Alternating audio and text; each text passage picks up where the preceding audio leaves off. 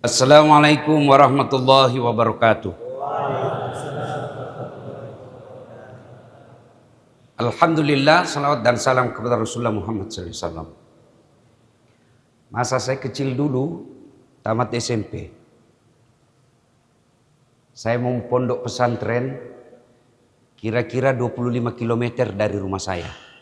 Namanya Pesantren DDI Kabalangan.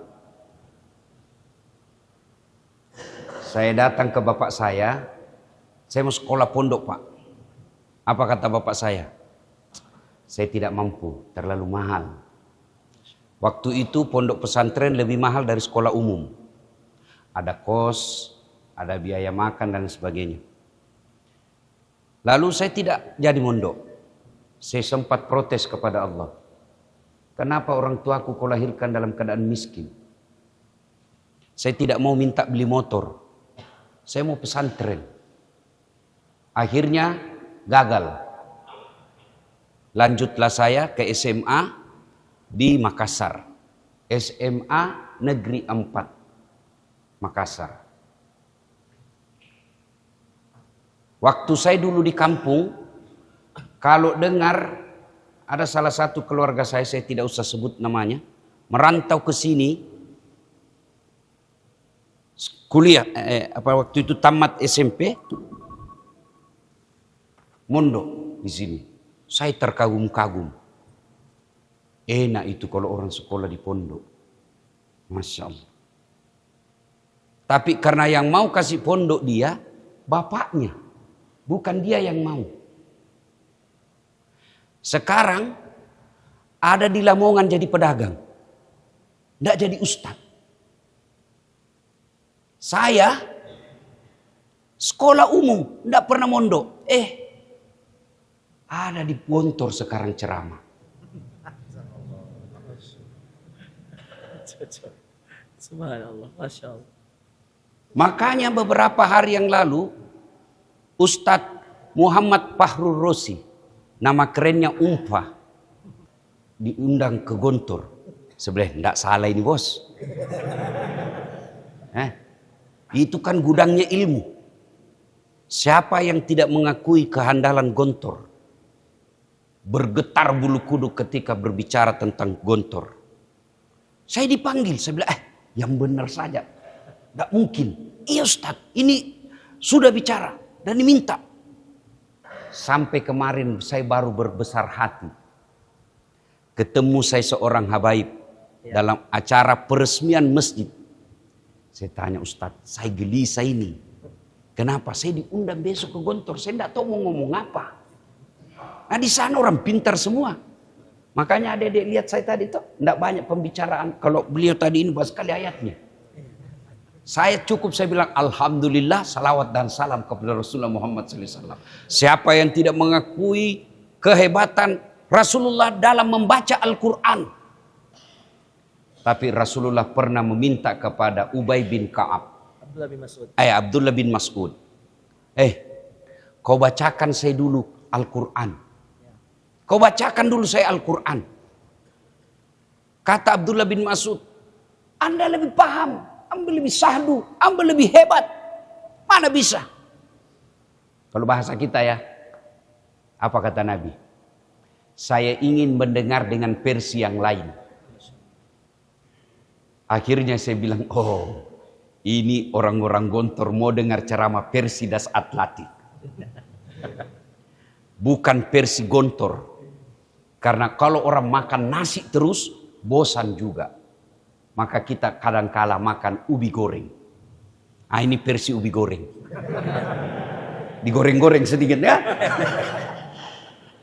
Apa saudara-saudara sekalian? Itu poinnya. Jadi adik-adik, saya bukan diundang ceramah di sini karena saya hebat, tapi karena versi yang lain. Ya? Karena kalau adik-adik, saya hakul yakin, andai saja boleh 1000%, 1000% antum. Antum semua lebih paham agama dari saya. Masya Allah. Lalu kenapa kok disuruh ceramah Ustaz? Karena saya yang paling banyak followerku di sini. Ini poinnya. Iya. Nah, dua. Adek-adek, ini handphone paling hits sekarang.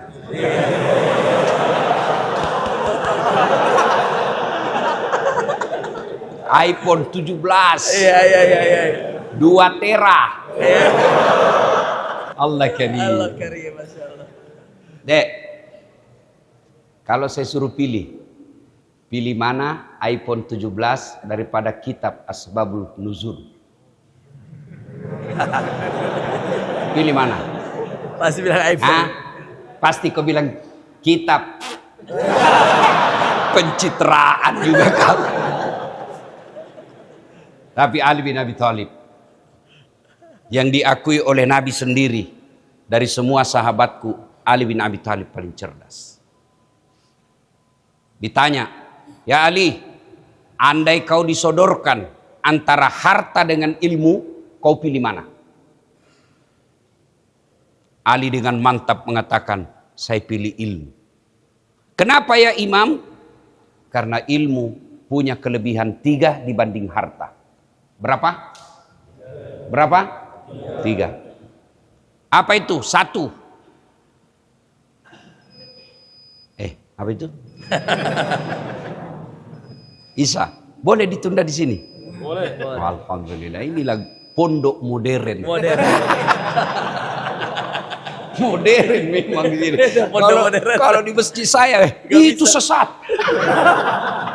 Kalau ini modern. Ini modern ini ya. Ada hadisnya, ada hadisnya. Ada ya, modern ini ya. Ya.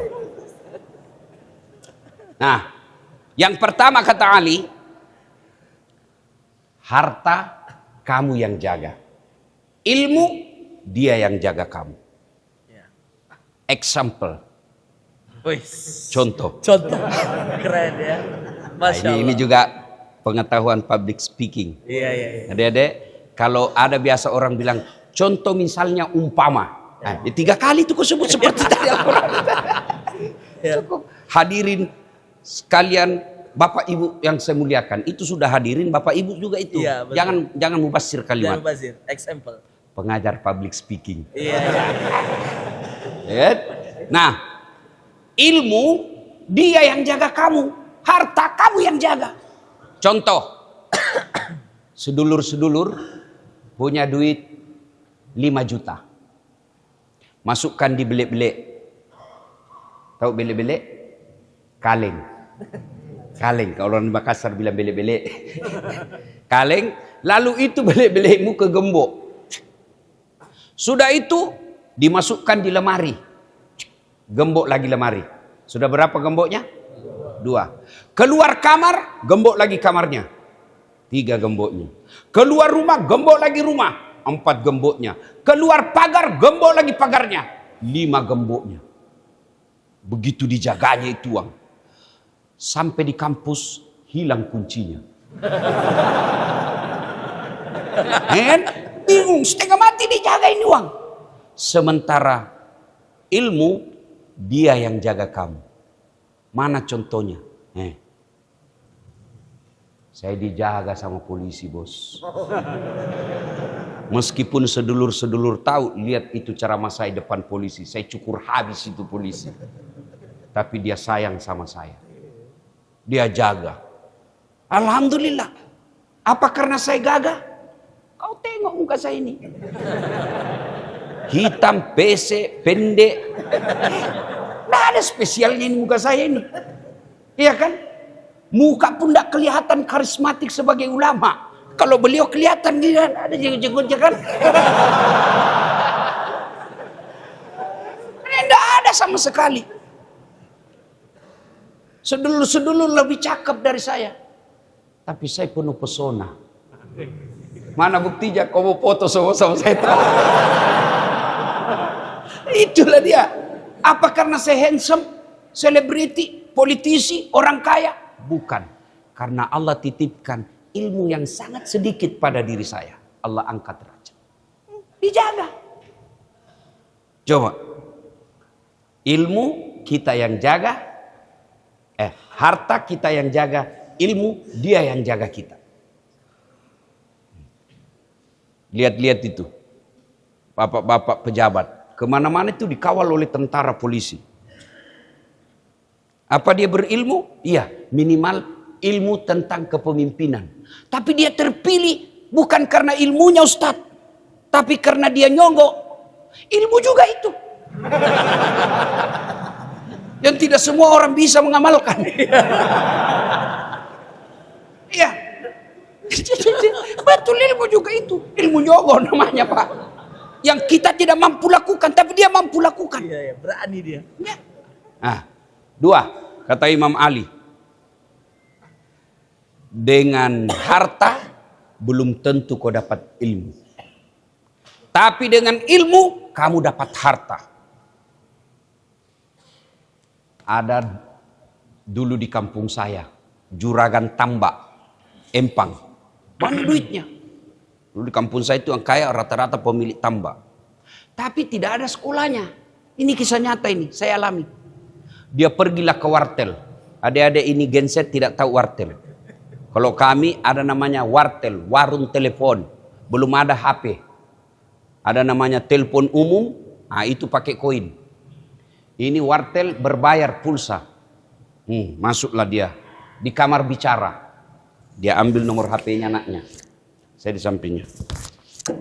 Sudah teriak, halo, halo, ambokmu. Ambok itu bahasa Bugis bapak. Ambokmu nak, bapakmu nak, halo, halo. Saya bilang, Haji, pencet dulu nomornya.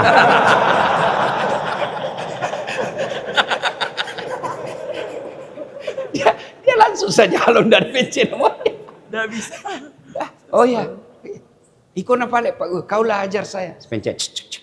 Naik. Halo. Dia dengar lagi. Halo. Saya bilang, Haji, tak balik Haji. Kenapa? Itu yang untuk di mulut dia simpan di telinganya. Yang di telinga disimpan. Mana dia dengar? Halo. Haji, tak balik. Langsung dia bilang, loha. Loha. Saya bilang, bukan halonya terbalik. Gagangnya. Gagang itu kan itu ada di telepon itu ada kan gagang yang seperti telepon ini. Halo, halo.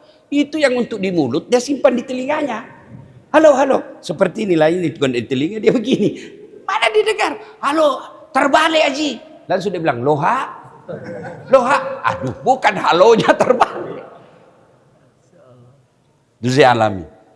Ini wallahu alam benar atau tidak. Cerita saja ini. Saya pernah dengar, tapi tidak tahu benar atau tidak. Kan? Pergilah dia di orang kaya ini. Pergilah dia di mall. Pasar Raya kota. Begitu dia masuk mall, dia lihat ada tangga lift. Tahu tangga lift, Dek? Ya kan? Kalau eskalator itu kan begini. Ini yang begini. Tangga lift. Dia kayak situ. Dia tiba-tiba dia eja. OPEP. Open. Open. Besar betul pembikin kuenya orang di sini. Karena open di kampung itu pembikin kue mentega. Wih. Open. Bahasa Belanda itu. Bahasa Belanda ya. Wih. Besar betul. Tiba-tiba ada orang Tionghoa. Putih kan? Mau masuk. Wih. Jangan masuk. Panas, panas. Jangan masuk. Panas. Masuk orang Tionghoa. Tertutup pintu. Selang beberapa saat. Keluar. Terbuka. Keluar orang Afrika. Dia teriak. Saya sudah bilangi kamu jangan kau masuk. Harus kau keluar. Dia kira hagus hidorentongnya pada lain. Itu duitnya banyak. Tapi tidak ada ilmunya. Dia pergi makan ke resto. Ditanya sama anaknya. Bagaimana Pak? Enak di semua makanan? Ush, Masya Allah. Enak semua itu tadi makanan. Satu saja saya tidak suka. Kata anaknya, mana? Itu yang tipis putih. Setengah mati ketelan-ketelan. Tidak mau masuk. Kata anaknya, ya mana? Itu tipis putih. Astagfirullah, tisu. Karena dilihat orang makan yang gini. Dikira dimakan. Itu banyak duitnya. Tapi beleng-beleng. Sebaliknya. Dengan ilmu, kamu bisa dapat duit.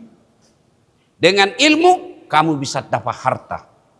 Berapa banyak orang pergi merantau ke Jepang. Kemana dia merantau? Tidak membawa harta. Pulang dengan ilmu yang dimiliki. Alhamdulillah. Bisa bawa pulang rumah. Itu ilmu. Yang ketiga, kata Ali bin Abi Thalib, harta kamu kasih orang berkurang, sementara ilmu kasih orang nambah. Adik-adik punya duit 500 ribu, kasih kawanmu 300 ribu, uangmu berkurang tinggal menjadi 300 ribu. Sementara ilmu kasih orang nambah. Mana buktinya? Hafal Al-Fatihah. Sudah hafal, tambah. Itu jadi amal jariah. Tidak ada orang latih anak muridnya. Kau hafal Al-Fatihah. Begitu anak muridnya hafal, mana Al-Fatihahku? Kok sudah hilang? Tidak mungkin. Malah nambah. Itulah spesialisasinya ilmu. Hebatnya ilmu. Adik-adik tahu namanya masyarakat jahiliyah. Tidak ada orang senang itu namanya masyarakat jahiliyah. Sampai sekarang pun orang marah kalau dibilang kamu jahiliyah. Apa yang Allah turunkan pertama? Perintah sholat? Bukan. Perintah haji? Bukan. Perintah zakat? Bukan. Ketika Allah pertama kali ingin memperbaharui masyarakat jahiliyah menjadi masyarakat madani, apa yang Allah turunkan? Iqra. Baca. Baca. Dengan catatan, silakan belajar di Gontor, belajar di Universitas apa ini? Darussalam, belajar di Universitas Indonesia, belajar di Universitas Hasanuddin, belajar di Harvard. Tapi dengan catatan, Bismi rabbikal ladzi khalaq. Atas nama Tuhanmu. Adik-adik sekalian, orang berilmu hebat, tapi ingat, orang berilmu potensi melawan Tuhannya. Kapan? Ketika terbuka sifat sombong. Iblis, laknatullah alaih, jin awalnya, kemudian disuruh sujud kepada Nabi Adam. Jin, kau sujud kepada makhlukku yang paling mulia. Malaikat sempat protes terlebih dahulu, tapi akhirnya taat. Alam-alam ikut. Bayangkan seandainya binatang alam semesta tidak mengetahui perintah Allah, dia lawan kita itu binatang, Pak. Untungnya sudah ditaklukkan oleh Allah. Kamu harus hormat kepada Adam, manusia dan keturunannya. Bayangkan kalau binatang tidak patuh kepada Allah, Pak. Bersekutulah itu, Pak. Binatang menyerang kita. Bermula dari tikus. Mereka rapat, habisi pangannya mereka. Kita mau tidur, dari dalam ular berkata, kucing buka pintunya. Ya Pak. Masuk ular, apa kata? Serangan pertama, kamu dulu. Ketika dia tidur, serang. Apa? Semut, masuki telinganya. Untung Allah sudah taklukkan semua itu untuk kita. Maka Allah marah nanti ketika semua sudah ditaklukkan untukmu, tapi kau lawan saya. Dengan kesombonganmu. Iblis, jin waktu itu apa dia kata? Saya tidak mau. Adam anak baru kemarin. Adam junior. Dia masih S1. Saya S3. Nih. Iya kan? Sombong. Saya tidak mau. Adam terbuat dari tanah. Saya dari api. Unsur kejadian saya lebih mulia. Oh Allah marah. Kau sombong rupanya. Keluar kau dari sorgaku. Diusir dari sorga. Sudah dalam sorga, sombong, diusir. Apalagi kita yang belum masuk sorga mau sombong. Ilmuwan itu potensi sombong. Penyebab datangnya sombong. 1. Bertambahnya harta. 2. Bertambahnya jabatan. 3. Bertambahnya ilmu. 4. Bertambahnya popularitas. Nah, ada pada dirinya ini. Ya toh? Tapi kalau kata Nabi, siapa yang punya 4-nya tapi dia potensi tidak sombong, malah dia menghamba kepada Allah, itu orang mulia.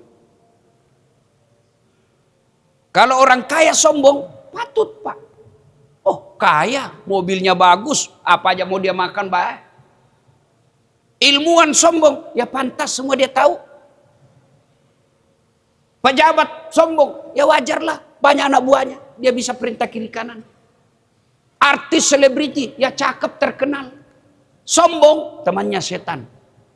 Tapi kalau sudah miskin, tidak ada jabatannya, kerja tidak jelas, muka jelek, bau ketek, geblek, sombong lagi. Bukan kau temannya setan, kau sudah jadi setan.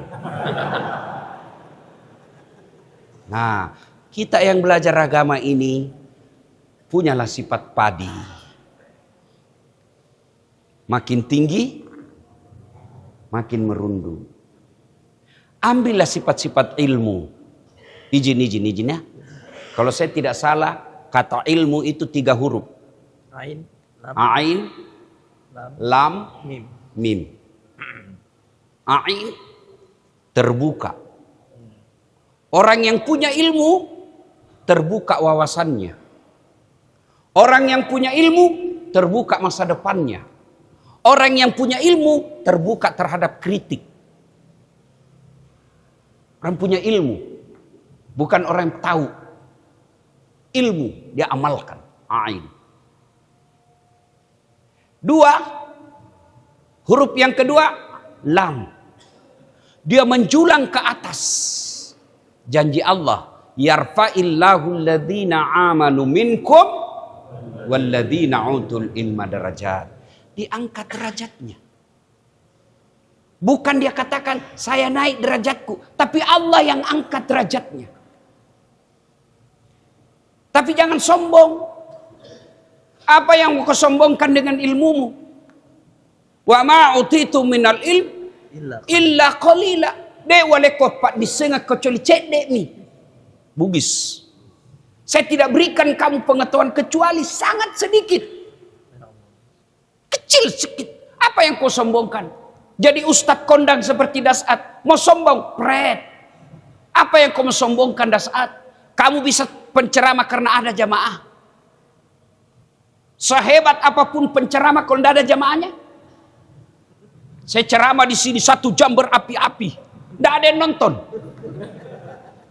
Lewat Pak sampean. Sudah lama gila itu Ustadz Bugis. Makanya saya heran kalau ada Ustadz sombong. Apa yang kamu sombongkan? Kita bisa ceramah karena ada yang dengar.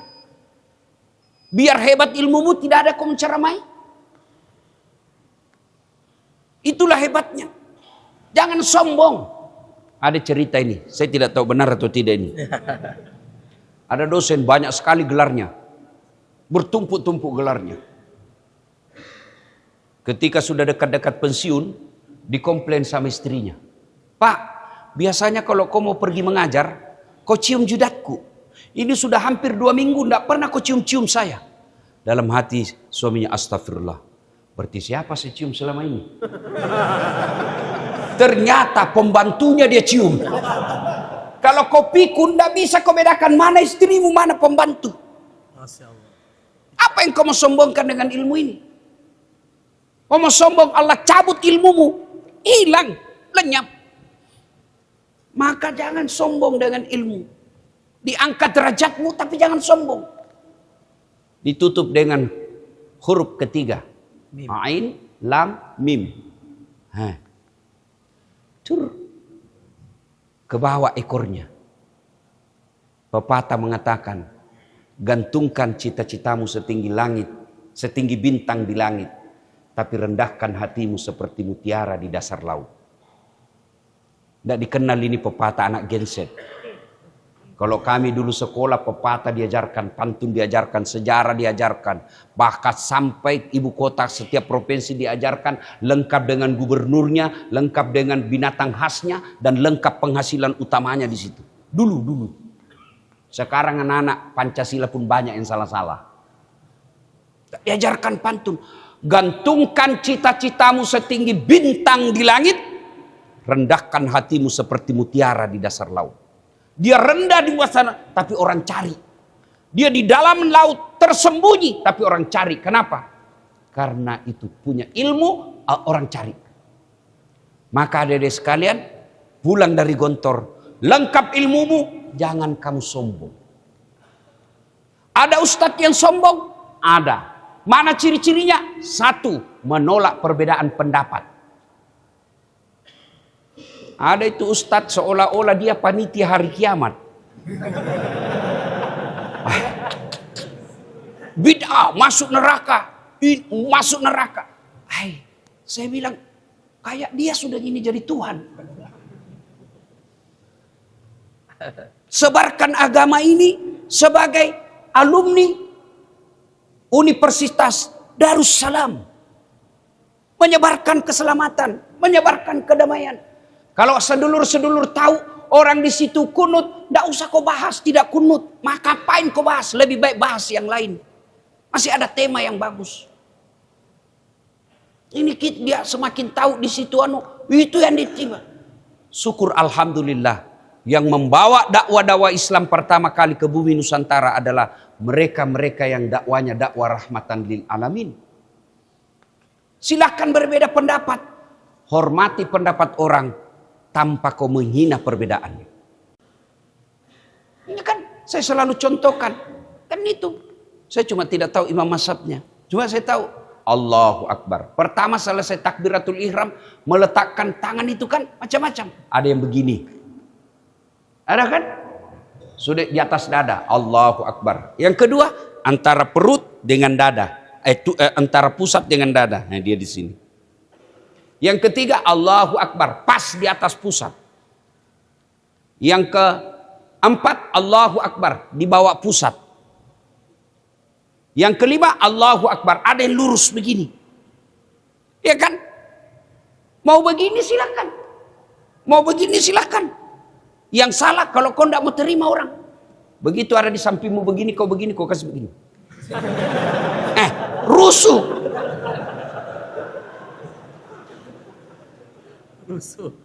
Yang kedua, menjadi rusuh. Kenapa? Kalau kau pakai semua. Itu yang salah. Mau begini silakan.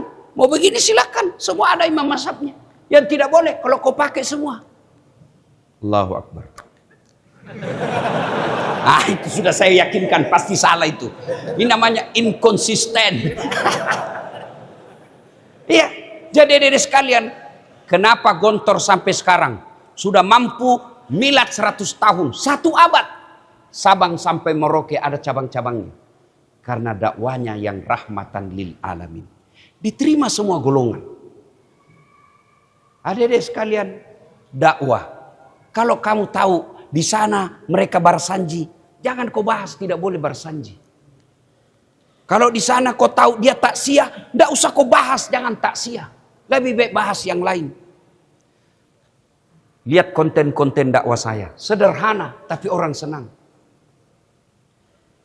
Kemarin saya di Plaza Indonesia, ketemu non-muslim, malah dia cium tangan sama saya. Meskipun kita berbeda keyakinan Ustadz, tapi saya senang dakwah-dakwahnya Ustadz. Lanjutkan terus, gaspol. Saya bilang begitu. Di tempat lain lagi di bandara, dan saya tahu non-muslim karena mukanya Tionghoa. Saya non-muslim Ustadz, saya senang dakwah-dakwahnya Ustadz. Bahkan di Makassar kadangkala orang Tionghoa menikahkan anaknya. Nyata-nyata Tionghoa, nyata-nyata non-muslim. Dia undang saya ceramah nasihat perkawinan. Kenapa mereka terima? Karena saya tidak bikin rusuh. Pasti rusuh kalau saya bicara tentang akidah. Karena beda akidah kita. Saya bahas bagaimana perlakuan suami kepada istri. Bagaimana istri kepada suami, bagaimana anak kepada orang tua, bagaimana orang tua kepada anak. Nilai-nilai akhlak ini yang universal. Maka dakwah yang paling mendesak kita lakukan adalah dakwah-dakwah tentang kemuliaan ke akhlak. Nabi pernah ditanya kalau tidak salah ustaznya, ya Rasulullah, untuk apa kau diutus ke muka bumi ini? Apa jawabannya? Innama bu'itsu liutammima makarimal akhlak. Daripada saya salah ucapkan. Masya Allah. Dan saudara-saudara sekalian, kenapa Allah membatasi ilmu saya? Dan kenapa Umpah dibatasi ilmunya? Supaya apa? Kata lagu Rhoma Irama, supaya roda kehidupan berputar. Bayangkan kalau semua dipahami dan ditahu Ustadz Umpah, saya tidak dapat bagian. Tapi alhamdulillah, apa yang dimiliki, di sisi lain ada yang dia tidak dimiliki. Allah sempurnakan dengan apa yang dimiliki Das'at Latif. Jadi jangan sombong. Kenapa? Ada keterbatasan ilmu yang kita miliki. Coba bayangkan, saya pernah bilang sama Umpah, bayangkan seandainya saya pandai bahasa Arab. Dan semua ilmu-ilmu yang satu orang saja. Maka tentu dakwah ini akan terbatas. Susah kemana-mana kita. Tapi alhamdulillah ada Ustadz versi Jawa, Gus Baha. Ada Ustadz versi Melayu, guru kita Ustadz Abdul Somad. Ada Ustadz kita yang khusus, ini halaman ini, ayat ini, sebelah kanan, sebelah kiri. Ustadz Adi Hidayat. Ada Ustadz kasih ketawa-ketawa, Das'at Latif. Itu kenapa? Itu menunjukkan kamu jangan kau sombong.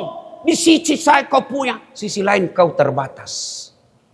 Bayangkan saudara-saudara sekalian, kalau semua kita kaya di sini, siapa yang jadi jual telur? Bayangkan kalau kita semua pintar di sini, siapa jadi murid? Kalau tidak ada murid, tutup pesantren. Maka sesungguhnya ilmu bagi kita adalah ujian keimanan. Nah, adik-adik sekalian, belajar di sini, lengkapi ilmu. Setelah keluarlah dakwah. Bersyukur kalian sekolah agama. Saya saja ini dek, yang tidak pernah mondok, bisa jadi ustadz. Maka mesti sedulur-sedulur, adik-adik sekalian harus lebih hebat dari kami ini. Allah angkat derajat orang berilmu. Yang kedua, setelah punya ilmu, muliakan orang tua. Muliakan orang tua. Adik-adik lihat gelar saya itu di spanduk. Banyak kan? Doktornya 2. 2 doktor, kalau beliau cuma 1. 2. Sarjana saya juga 2. SOS, sarjana sosial, komunikasi. SAG, sarjana agama, syariah hukum Islam. MST, Master Science, Public Relation. Doktor yang di depan, Doktor Syariah Hukum Islam. Yang di belakang PhD, PhD, Philosophy of Doctor, Doktor Komunikasi Politik. Pintar? Tidak. Saya andalkan doanya ibu saya. Setiap saya mau ujian, setiap saya mau lakukan ujian, saya telepon ibu saya di kampung. Waktu belum ada telepon, saya khusus datang meskipun hanya beberapa saat. Naik mobil dulu 6 jam, sampai makan, minta didoakan, mak doakan saya, usap kepala, lanjut lagi perjalanan 6 jam balik ke Makassar. Saya mau ujian. Dengan izin Allah, setiap ujian dilalui dengan baik. Itulah bedanya kita orang beriman yang berilmu dengan orang beriman yang fasik. Adik-adik kalau mau ujian, telepon. Jangan malah kau terseret-seret dunia hedon. Mau ujian dia telepon pacarnya. Dek doakan ya. Ibu bapakmu kau minta. Kau ketawa karena ada korbannya di sini kan? Nih, begitu sarjana, baru kenal itu cewek 2 bulan. Wisuda sarjana, update status foto. Terima kasih telah membersamaiku selama ini. Keren. Padahal ibu bapaknya tuh yang membersamai selama ini. Kalau begini model menuntut ilmu deh, kamu tahu, tapi Allah cabut keberkahan ilmu. Yang kita butuhkan kalau kita punya ilmu adalah keberkahan. Demikian, mudah-mudahan ada manfaat.